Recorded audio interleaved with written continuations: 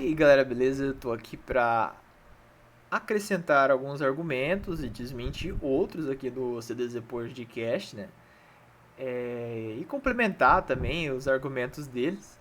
Então a gente já vai aqui sem mais enrolação. Eu vou só recapitular alguns pontos e argumentar com eles.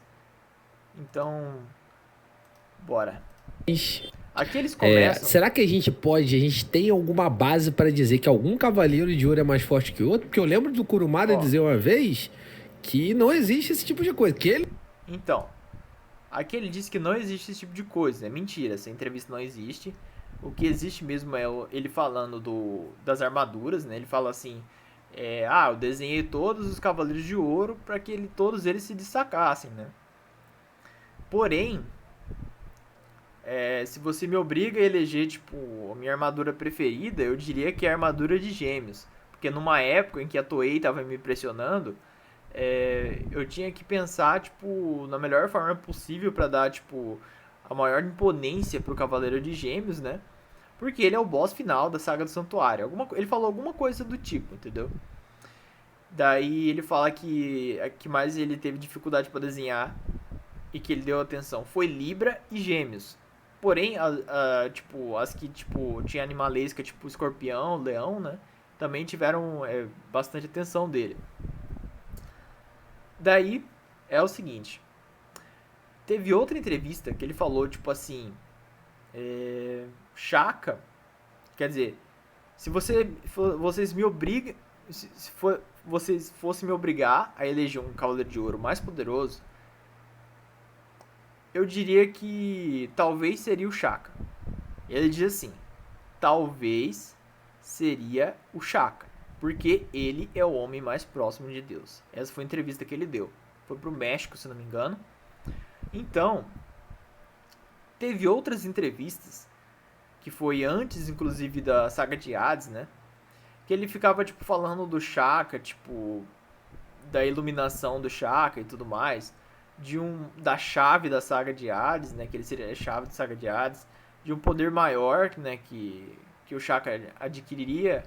E dá pra você perceber que o Shaka ele sempre tava nos assuntos das entrevistas, né, referentes a poder no caso, né?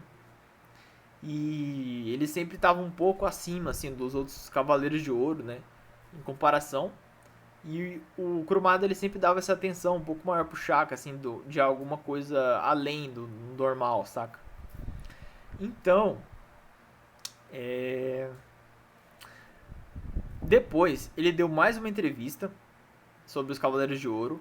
Foi em 2008, ou seja, muito mais recente. E aí que entra uma treta muito foda que eu vou falar pra vocês. Que é que ele falou o seguinte: é... você fez uma pergunta parecida com o que os fãs fazem e tudo mais, né? É como se fosse crianças de não sei quantos anos, né? Perguntando qual é o Cavaleiro de Ouro mais poderoso. Daí, tipo, o outro fala assim, o entrevistador fala, né? Qual seria o Cavaleiro de Ouro mais poderoso, então, né? Aí ele fala assim, até você, né? Ele fica, tipo, rindo, dá risada lá. Aí ele fala, tipo assim, eu criei todos os Cavaleiros de Ouro de forma que todos eles se destacassem, né? E todos eles são poderosos.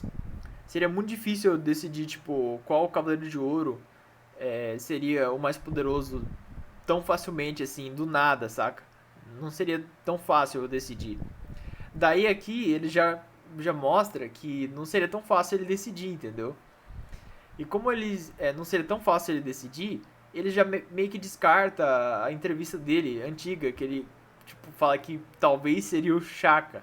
Ou seja, ele descarta por quê? Porque ele ainda não decidiu. Entendeu? Se em 2008, que é a entrevista mais recente dele, ele fala que seria difícil ele decidir do nada assim, significa que ele não decidiu. Entendeu? O que significa que ainda não é o Chaka, saca? Ainda não é o Chaka, então ele não decidiu quem é ainda. E o problema dessa entrevista é que ela foi feita em 2008, que ele tá produzindo o mangá Next Dimension. E no mangá Next Dimension, cara, parece cair de gêmeos. E ele tá dizendo no mangá Next Dimension que Gêmeos é o mais forte, de geração em geração. E isso quebra muito a discussão, saca? Por que quebra muito a discussão? Porque ele já falou que a armadura de gêmeos é a preferida dele. Você tá entendendo isso? Na saga do santuário, quem era o boss final? Saga de gêmeos. Saga de Poseidon. Quem que apareceu lá pra infernizar? Quem que era o protagonista da saga de Poseidon? Protagonista vilão, no caso, né? Era o Canon, não era o Poseidon. Não era o Poseidon, era o Canon. Na saga de Hades, quem que era o líder dos renegados? É o Saga. O Xion realmente, tipo, era importante e tudo mais. Sim, realmente ele era muito importante. Mas quem que teve a tela toda pra ele? Foi o Saga, velho. O Saga subiu como líder lá, velho. O Xion ficou fazendo porra nenhuma, tá ligado? Então, o destaque no caso, né? Então, e na saga de Hades e Inferno?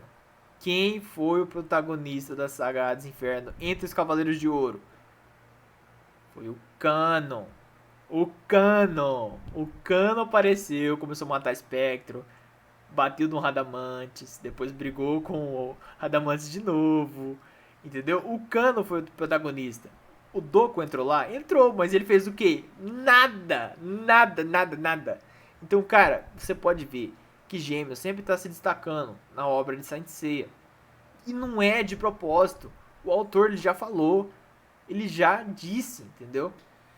Então, você percebe que o mais correto seria se fosse o Shaka. O mais correto. Mas o Kurumada ele não consegue. Ele não consegue dizer que é o Shaka.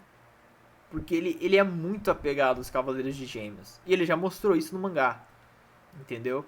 E essa é a parada. Essa é a parada que, tipo, ferra um pouco. Porque às vezes a lógica ela não funciona muito bem, saca? Você não entende, tipo, por que, que o Shaka não é o mais poderoso. Ou por que que tem essa briga até hoje, tá ligado? Porque uma coisa são as falas. Outra coisa é a realidade. E a realidade é diferente das falas, cara. Sabe por quê? Porque o oitavo sentido é um sentido acima do sétimo. E se o Shaka adquiriu esse poder acima do sétimo, que é o sentido do Saga, por exemplo, isso significa que o Shaka é mais poderoso, inevitavelmente. Inevitavelmente, de alguma forma, o Shaka ele vai ser mais poderoso do que os Gêmeos. Saca? Então, tipo, inevitavelmente, o Kurumada ele vai ter que dizer: Shaka é o mais poderoso. Inevitavelmente. Porque a história, o jeito com que Shaka foi trabalhado, saca? A iluminação, o jeito que a iluminação é colocada dentro do mangá de Saint Seiya faz com que não seja possível evitar o momento onde a iluminação faz com que Shaka seja mais forte do que os outros Cavaleiros de Ouro. Entendeu? A não ser que ele faça com que os outros Cavaleiros de Ouro também consigam atingir a iluminação. Então aí, nesse momento, as coisas viram, saca? Apesar de que no mangá já tem citações indicando que o Shaka atingiu a iluminação. E era o único que atingiu a iluminação. O que significa que o Shaka era o mais poderoso. Entendeu? O que ele não pode declarar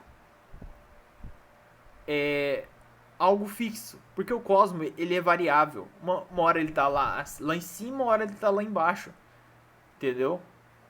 Então ele não pode simplesmente declarar o mais poderoso se a história ainda não acabou. Ele só pode declarar o mais poderoso dos Cavaleiros de Ouro quando a história for finalizada por completo. Entendeu? E esse é um dos problemas também que a gente vê nas entrevistas do Kurumada. Tá, mas tirando essas questões, vamos continuar com o vídeo aqui, né? E ver o que eles têm a dizer. Ele não pensou nisso. Eu lembro dele ter falado desse negócio. Será que o Kurumada tá certo ou tá errado? Isso. E Libra está do lado deles e o Verdade. Aí aqui, vamos passar um pouco aqui. Eu lembro. muito pelo contrário, né? Não, Aqui, cadê a parte? Aqui. Isso mesmo, Calva. a ação é muito maior porque ele já Poder. Na tradução em Aqui ele fala da tradução e da citação do Saga referente ao Cavaleiro de Libra, né? O Doku. E o Saga diz que o Doku ele é o mais poderoso e resistente de todos os cavaleiros. Só que não é bem assim, mano. Na tradução em português tá bem assim. Porém, você tem que analisar o contexto. O contexto é o que faz muito sentido. Por que você tem que analisar o contexto? Principalmente nessa situação, cara. Eu vou colocar aqui o kanji, né? Em japonês para vocês verem. Tá aqui, ó. Onde eu circulei com o vermelho está dito mais forte. Esse kanji representa o mais poderoso ou o mais forte, entendeu? Ao pé da letra. Então isso significa que realmente foi dito algo semelhante do Cavaleiro de Libra, o Doku. Porém, eu vi algumas traduções em alguns sites, inclusive eu tirei print, né? E foi traduzido dessa maneira aqui, ó. Eu ouvi falar que o Cavaleiro de Libra vive nos cinco picos na China. Cinco picos anciões na China. E seguramente tem vários anos de idade. Ele porta o orgulho de que seu verdadeiro poder seja o mais forte, seja o maior, né? É certo. Seja o mais forte entre os cavaleiros. Ele é um homem terrível. Então, cara, se você viu o contexto dessa situação, o Saga, ele discutiu com o Milo, discutiu com a Ioria, ele tava tentando fazer de tudo para os dois Cavaleiros de Ouro matarem Cavaleiros de Bronze, entendeu? E então, chega no momento que ele começa a enfiar o Mu e o Doku no meio da treta, tá ligado? Tipo assim, beleza, né? Eles têm a armadura de ouro, mas pô, ainda são cavaleiros de bronze e tudo mais. Ele fala, mas cara, é o seguinte, se eles se juntarem com os traidores Mu e Doku, que não respondem ao santuário, aí já são 3 armaduras de ouro, porra. Tá ligado? São 3 armaduras de ouro e pode acontecer perdas no santuário. Eu quero evitar perdas, eu quero que esse mal seja cortado logo pela raiz, entendeu? Antes que essa árvore cresça. Então, nesse contexto, você percebe que o Saga, ele tá desesperado para que a Ioria e Milo façam o seu trabalho, tipo, de matar os Cavaleiros de Bronze e acabar com essa rebeldia deles, entendeu? Daí, ele lança essa parada aí, esse comentário, entendeu? Pô, quanto mais o meu inimigo for cruel, mais bizarro ele for, entendeu? Mais eu tenho chance de convencer o Miro e o Ioria, tipo, do perigo iminente, entendeu? Então, tipo, se eu acabar com eles, né? O mais cedo possível, eu já libera minha dor de cabeça, entendeu?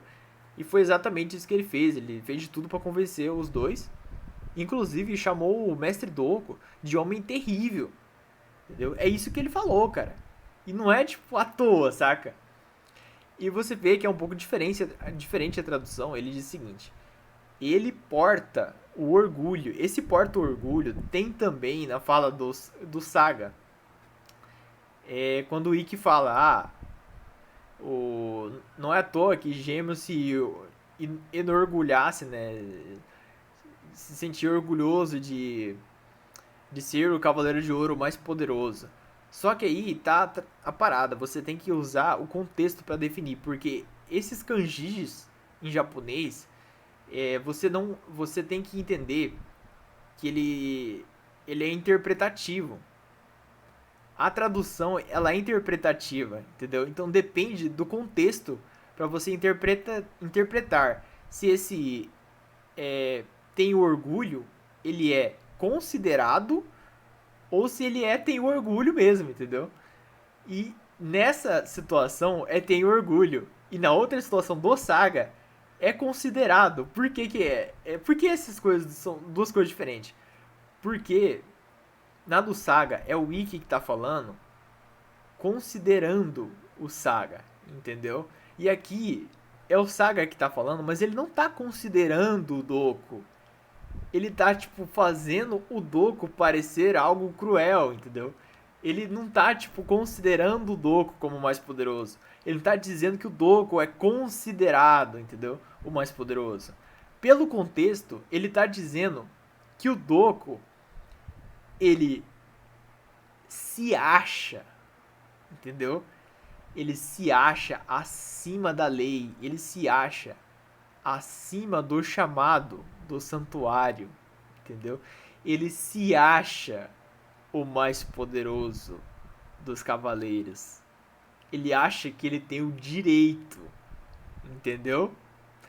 Ele acha que ele é, tipo, imune às leis dos cavaleiros. Que ele é o mais poderoso dos cavaleiros, entendeu? Mas ele fala o seu verdadeiro poder. Esse verdadeiro poder que o Kurumada ele coloca no mangá, esse verdadeiro poder é uma referência à forma verdadeira do Doku, que ele ainda não apresentou, entendeu? Isso é irônico, mas é divertido, é legal você entender isso. Tipo, ó, ele acha que o seu verdadeiro poder, ou seja, ele tem o orgulho de que o seu verdadeiro poder seja o mais forte entre os cavaleiros, entendeu?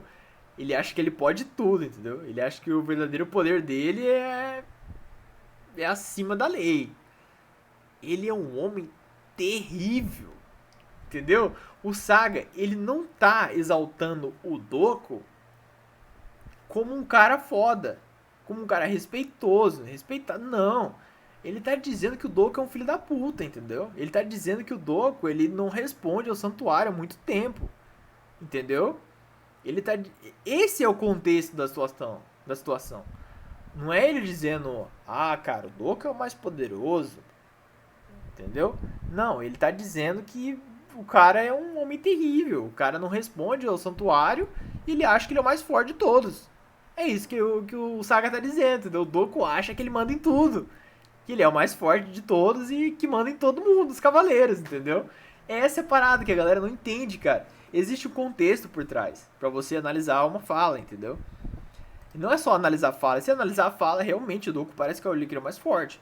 Mas não, você vai ver o contexto e vai ver que o Saga ali é um malandrão que quer manipular os outros, que quer fazer o Doku parecer o vilão da história, entendeu? Então aqui vamos remover isso daqui e vamos continuar.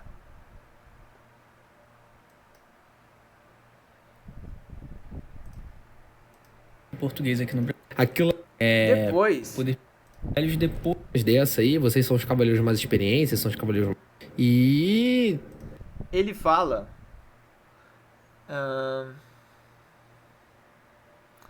fala da eleição, né, do grande mestre e tal. rola um pouco disso. Eu lembro que tinha uma fala mais ou menos dessa aí. Vocês são os cavaleiros mais experientes, são os cavaleiros mais fortes. Uma coisa mais ou menos. É isso mesmo. O Saga, o Shura, no caso, né? Ele fala que os mais fortes Por aí que são o Aioros e antigo Saga. o grande mestre Shion diz, mais ou menos assim, né? Os outros é complicado. Os demais não é o contrário, né? Daí aqui, o Saga, ele diz que não é inferior em nenhum aspecto ao Aioros. Ele só diz isso depois que o próprio Aioros admite inferioridade, tá? O próprio Aioros admite, ó. Mesmo Shura tendo dito aquelas coisas, você me ganha absolutamente em tudo. Depois disso aqui, que o Saga vai tirar satisfação com o grande mestre, entendeu? Não é tipo... Não é antes, é depois, entendeu? Depois que o próprio Aioros admite inferioridade pro Saga, ele tira satisfação com o grande mestre e fala, por quê, né? E o mestre diz que, na verdade, né? Eu só não escolhi você porque você tem um lado maligno dentro de tu, entendeu? Aí que ele fala que se o Shion tivesse com armadura e tudo mais, o Saga não teria conseguido matá-lo, entendeu? E eu acho que isso aqui não... Isso aqui, tipo... Cara... Tipo, essa enciclopédia aqui É meio Tá ele esquisito, não. tá? É meio esquisito. Essa enciclopédia aqui é meio esquisita. Tipo, se você ver o Xion na Next Dimension, tu vai ver que o Xion era um bosta. Um bosta completo. Tipo, você não acredita. O- mano, você vai olhar, tipo, o que o Kurumada colocou no mangá e vai olhar isso daqui e você vai falar, mano, não, velho. O Xion era o mais bosta dos Cavaleiros de Ouro.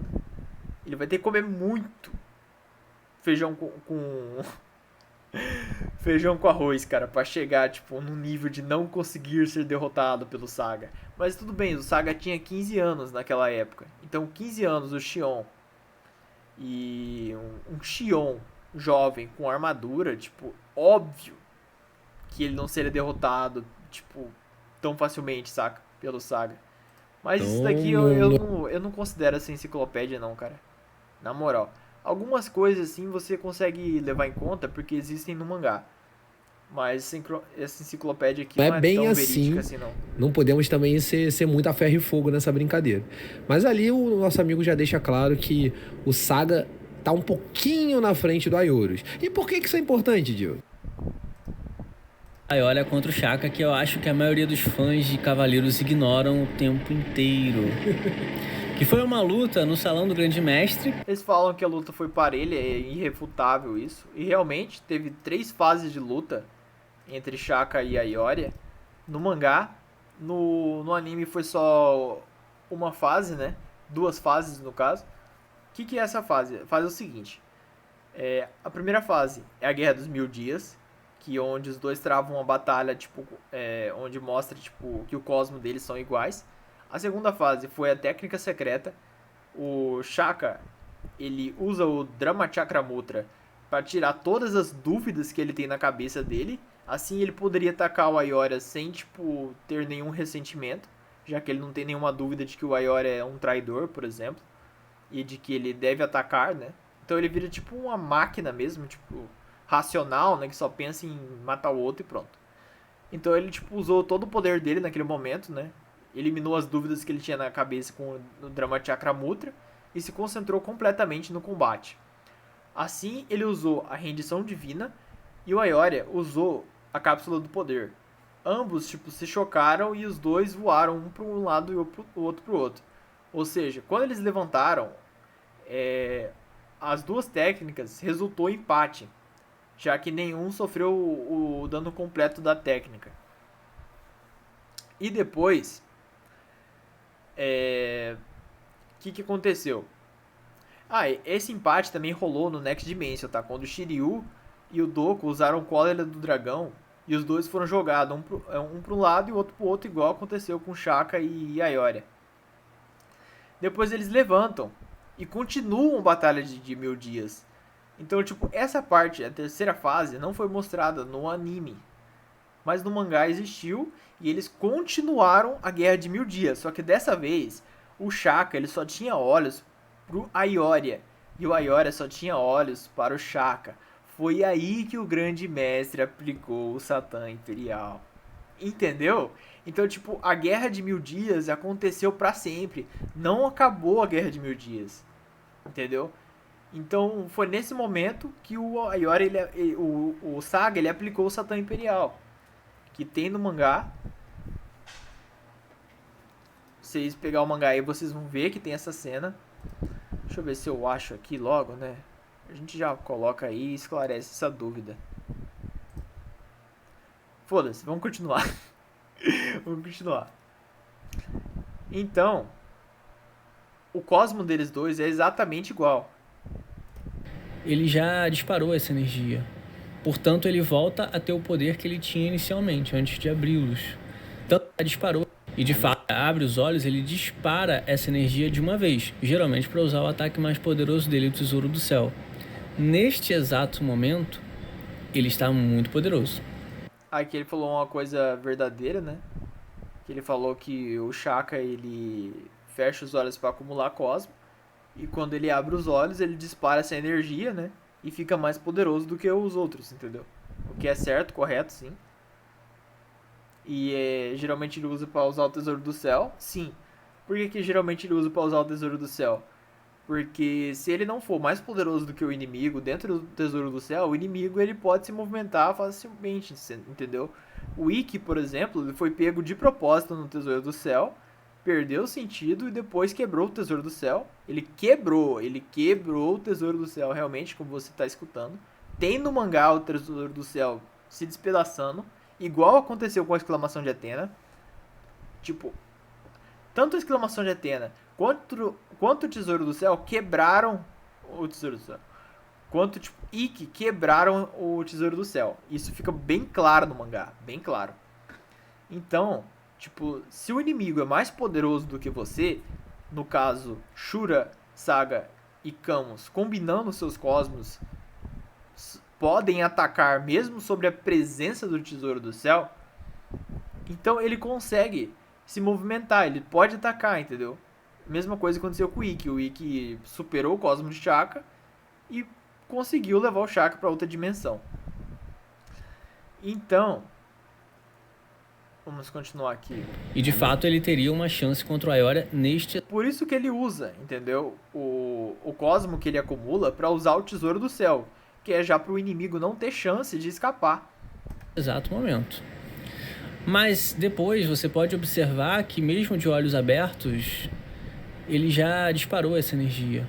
Portanto, ele volta a ter o poder que ele tinha inicialmente, antes de abri-los. Exatamente. O Shaka, na saga das 12 casas, ele tinha o mesmo poder, exato poder que o Cavaleiro de Leão Aioria. Tanto que o próprio Ikki conseguiu superar o cosmo dele, estando Sim, aqui ele explica, de que tudo bem. dois físicos tinha ali uma batalha. Por que eu fiz essa ligação de Aioros, joguei pro Aioria e na luta contra o Shaka? Parte interessante. Muito simples. Vocês se lembram da primeira vez que o Seiya vestiu a armadura de Sagitário? Ah, não tem como esquecer, né? Eu lembro. O poder do Aioria e devolver contra o próprio Aioria. Então, aqui ele fala um negócio que não é bem assim, tá? Na ocasião, o Seiya ele estava conseguindo segurar o poder do Aioria e devolver contra o próprio Aioria.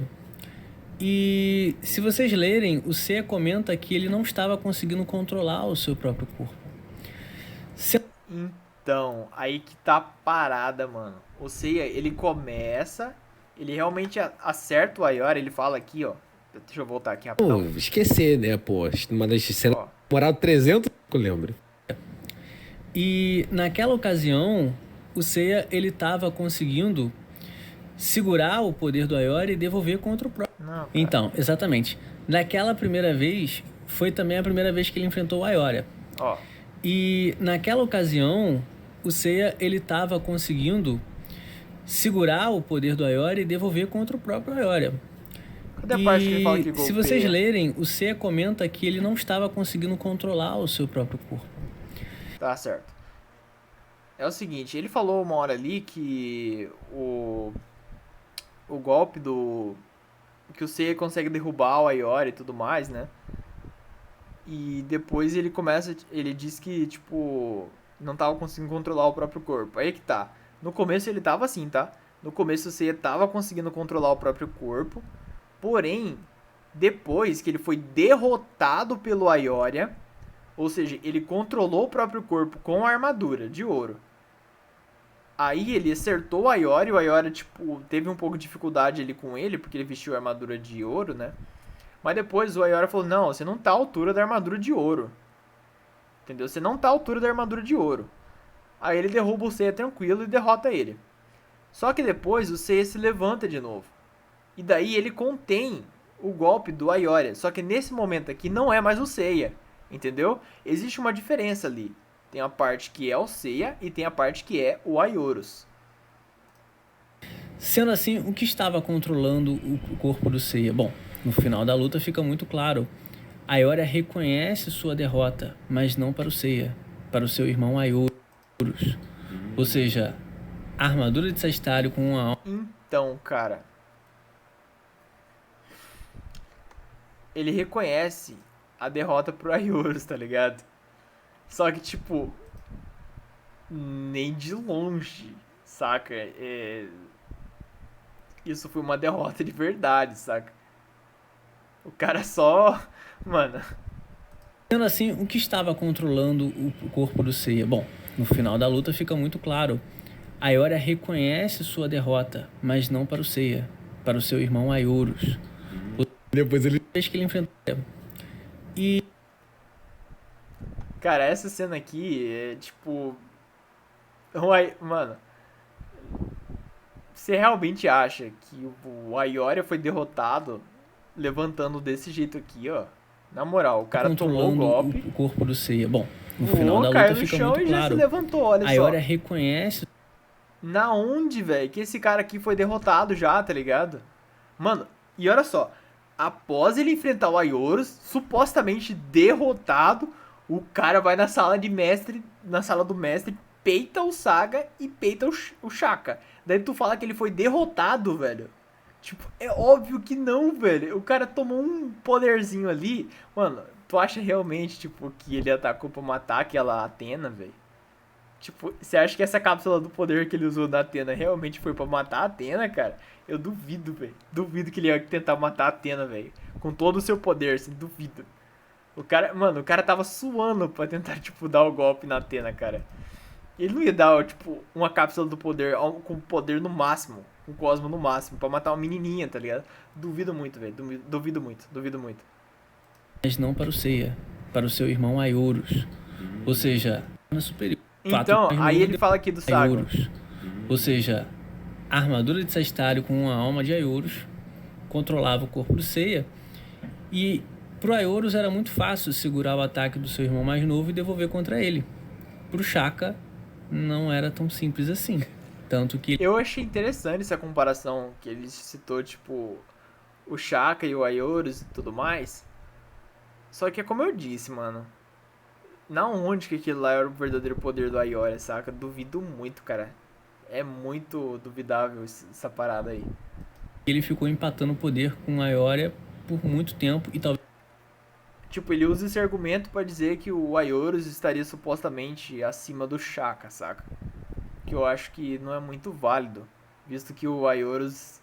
Visto que o Ioria saiu, tipo, tranquilo dessa luta, saca? E inclusive lutou com o Shaka. Então, seguindo essa lógica, o Ioria sendo derrotado logo em sequência empata com o Shaka, então o Ioria é mais forte que o Shaka, tipo, não, cara. Isso só prova que, tipo, esse poder que ele lançou, na verdade, foi um poder bosta, tá ligado? Até porque, no próprio mangá, o poder que o Aiorus segura, ele é aumentado pelo próprio Aiorus. Isso é dito no mangá. Que a cápsula do poder foi aumentada e jogada contra o Ioria. E mesmo assim, ele tipo, caiu e levantou como se nada tivesse acontecido. Saca? Tipo, isso não prova que o Aiorus é mais forte que o Ioria. Isso só prova que o Ioria, tipo... é muito pica, tá ligado? Tá bom, vamos continuar. talvez ficasse por 1000 dias e 1000 noites. Logo, o fato do Aiorus ter sido um dos mais velhos, estar mais próximo do patamar do Saga, o torna superior a Ioria e Shaka. Né? Não concordo. Inclusive, vale ressaltar que não é nem o Aiorus, né? A alma dele na armadura, ou seja, tipo assim, provavelmente a gente não tem nenhuma prova de que o cosmo dele era igual ele vivo, ou seja, o cosmo dele provavelmente era inferior e mesmo assim ele ganhou o irmão, né? Então, realmente, eu acho que... Cara, não concordo com isso não, velho. Eu não concordo com isso, sabe por quê? Porque se a alma do Aiorus foi até ali, isso significa que ele atingiu o 8º sentido. Ou seja, ele tava com um poder ali que até o Shaka seria invejado, saca? Tipo, mano, o que a porra do Aiorus tá fazendo aí, velho? Saca? É um poder que está além do 7º sentido, cara. É o 8º sentido, velho. Então, tipo... Não é questão, tipo assim, ele vivo seria mais forte do que ele alma, saca? Pelo contrário, se o cara tá ali, quer dizer que ele superou as leis de Hades e foi ajudar o Seiya, tá ligado? Isso é incrível, cara. Isso é um absurdo, saca? Assim, pode ser que ele fez isso num momento desesperado, saca? O que faz muito sentido, saca? Porque já que os cavaleiros, eles conseguem, tipo... aumentar os seus cosmos além do comum em algumas situações, saca? Então é bem provável que naquela situação de alguma forma o Aiorus no inferno, sei lá, sentiu que Atena corria perigo e conseguiu elevar o seu cosmo ao ponto de escapar momentaneamente das leis de Hades, entendeu? Então, pode ser que ele tenha ficado muito mais poderoso naquele momento. Mas pode ser que o autor só cagou pra isso e colocou lá. O Kurumada faz muito disso.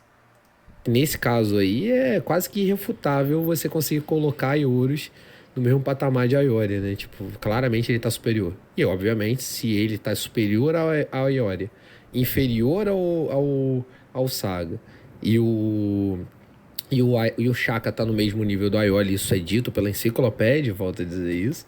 Eu acho que ficou claro que o Shaka, então, não tá nem no top 3, é isso que tá me dizendo. Então, mas essa enciclopédia ainda se contradiz, pô. Essa enciclopédia diz que o Shaka tem o maior cosmo, tá ligado? E fala que todos os golpes do Shaka são de nível destrutivo muito acima do normal. Então, tipo assim, teoricamente o Shaka estaria acima do Aiora de qualquer forma, já que é destrutivamente acima do normal. Entendeu? Só que não é bem assim, saca? Não é bem assim que funciona. Na verdade, realmente eles têm o mesmo poder na saga das 12 casas. E depois eu vou falar, ó, por que disso. Dizendo, nem no top 3? Nem no top 3, né? É, exatamente. Então a gente tem um pódio aí em primeiro o Doku, Primeiro Doku, o segundo Saga, o terceiro Saga, Aiorus, e o Aiorus, quarto fica o Shaka e o Shaka. Aiori empatado. e aí, Uma pequena empatado. observação. Existe um trecho de um livro que se chama Cosmo Special, que saiu no Japão. Entendi.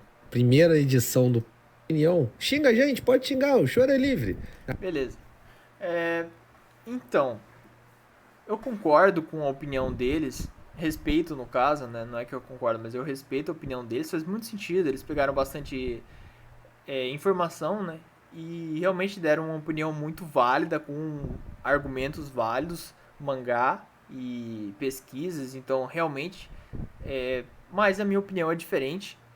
Eu já acredito que se você analisar mais profundamente do que eles analisaram a questão do Cavaleiro de Libra, você vai ver, né, que o Cavaleiro de Libra não é realmente o mais poderoso, ele é só uma falazinha ali, tipo, que não faz muito sentido se você realmente acreditar que ele é o mais poderoso. Faz mais sentido pelo contexto que ele tenha sido colocado como uma ameaça, aberração, entendeu? Do que realmente como uma validação do Saga, saca? E no caso, a questão do Aiorus eu discordo por causa dessa questão, tipo, que o Aiori ele não tomou tanto dano do golpe do Aiorus pulfado, né? E que aquela cápsula do poder dele tava muito nerfada, isso é verdade. E tipo, essa questão do Cosmo do Aiorus também pode ser colocada, tipo, como protagonismo, entendeu? Cara, é aquele negócio, né? No momento ali o Aiorus ficou super poderoso, velho. Acontece sempre com os protagonistas. Mas não quer dizer que o cosmo dele é sempre daquele jeito, entende? E quanto ao Shaka, tipo, ser do mesmo nível do Aioria, aí a gente entra numa discussão um pouco diferenciada, que é a parte, tipo, qual foi o momento que isso aconteceu? Como a gente sabe, o Cosmo nos Cavaleiros do Zodíaco, ele é variável. Às vezes ele fica lá em cima, o cara tá no nível divino. Outra hora ele é só um Cavaleiro de Bronze, tipo o Seiya, por exemplo, né? O Seiya, tipo, na saga de Hades, o cara tava na velocidade do som, velho. O cara foi enfrentar o Barqueiro, o Aqueronte lá. O cara tava na velocidade do som, mano. O cara lutou com Saga, lutou contra Poseidon, lutou contra vários caras muito poderosos e ganhou. Aí chega na saga de Hades, na hora do inferno lá, o cara tá com a porra da velocidade do som, velho. Mete 1, velho. Tipo, você tá entendendo o que eu quero dizer? Então, tipo, o Cosmo, ele é variável. Às vezes ele tá muito alto, às vezes ele tá um pouco mais baixo e tudo mais. É claro que os Cavaleiros de Ouro, eles possuem mais constância com seu Cosmo, porque eles dominam a essência do Cosmo, que é o sétimo sentido, entendeu? Então, dominando o sétimo sentido, você tem mais constância com o seu cosmo e você sempre vai estar num nível muito grande de poder. Porém, quando foi revelado que o sétimo sentido não era o topo, isso significa que alguns Cavaleiros de Ouro, eles são mais poderosos do que os outros.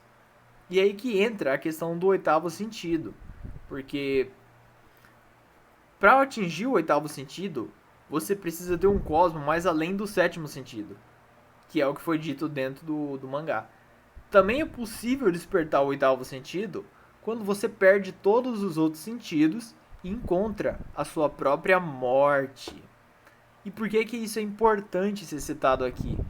Isso é importante porque o Ikki, quando ele perde os sentidos, os 5 sentidos, ele se deixa cair novamente no Tesouro do Céu. Ele cai de propósito, e isso é dito tanto no mangá quanto nas enciclopédias. Ele cai de propósito no Tesouro do Céu pela segunda vez. Em vez de ele evitar o golpe e dizer que um golpe não funciona pela segunda vez, ele cai de propósito e deixa o Shaka tirar o seu último sentido, que é o sentido da mente. Que ele, assim, ele se aproxima o mais próximo possível da sua morte. E se aproximando o mais próximo possível da sua morte, com os outros sentidos aumentando o seu cosmo, ele se aproxima cada vez mais do oitavo sentido. Se é que ele não despertou o oitavo sentido para superar o próprio Shaka na Saga das 12 Casas. E isso é incrível. Ele derrota o Shaka, atingindo um poder incrível, que é o oitavo sentido, se aproximando da morte, entendeu? E é o que é dito no mangá, pelo Doku, que ele diz que, tipo, quando você vai perdendo os seus sentidos e se aproxima da morte, é quando o oitavo sentido aparece, saca?